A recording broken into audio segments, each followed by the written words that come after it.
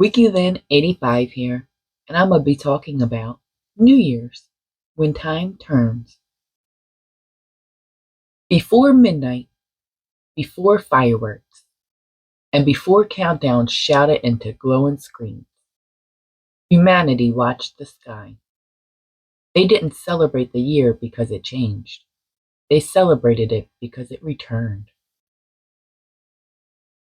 More than 4,000 years ago, in ancient Babylon, the first recorded New Year festival was born. It lasted 11 days, not one night, 11. Kings were humiliated, priests performed rituals, and promises were made to the gods. But if you broke those promises, the year ahead was believed to collapse. This was New Year's before clocks, when time was sacred and not digital. The Babylonians didn't celebrate in January.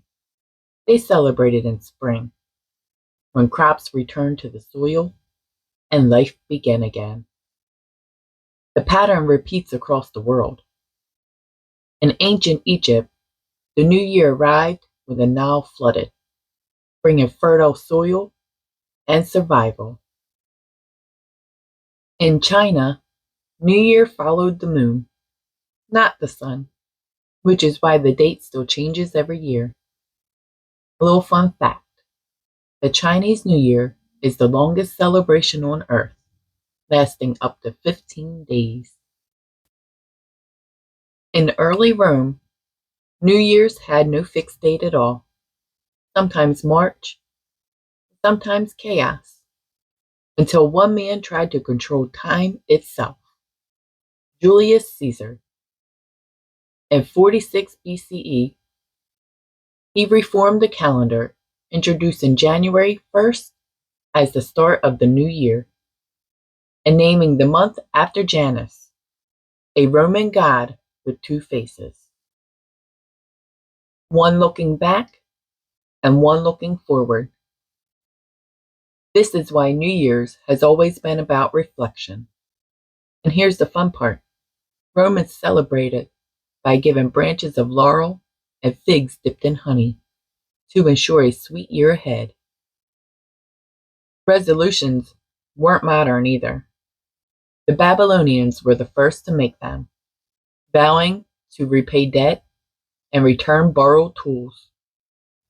Vowing to keep them wasn't disappointing. It was dangerous. Medieval Europe treated their New Year's with fear. People believed evil spirits were strongest during transitions. Noise was protection. That's where fireworks began, not for beauty, but to scare the darkness away. In Scotland, New Year's became Hogmanay, with fire festivals, street singing, and the tradition of the first footing. They believed the first person to enter your home after midnight was believed to determine your luck for the year. Coal meant warmth, and bread meant survival. In Japan, temple bells ring 108 times at midnight, each bell representing a human desire to be released. Even today, people listen in silence. In America, New Year's found its voice in Times Square. The ball drop began in 1907, replacing fireworks that were banned due to falling ash. The ball weighs over 11,000 pounds and has become one of the most watched moments on Earth. Yet no matter the culture and no matter the century, New Year's is always the same moment: a pause, a breath held between what was and what might be.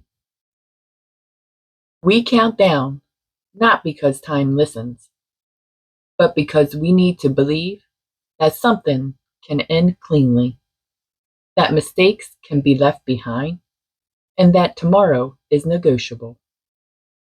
New Year's is not about perfection. It's about permission. Permission to begin again. And for one quiet second after midnight, before the noise returns, the world stands still, waiting and hoping for a better new year. How do you celebrate the new year? Feel free to put it in the comments. And as always, like and subscribe. Thank you.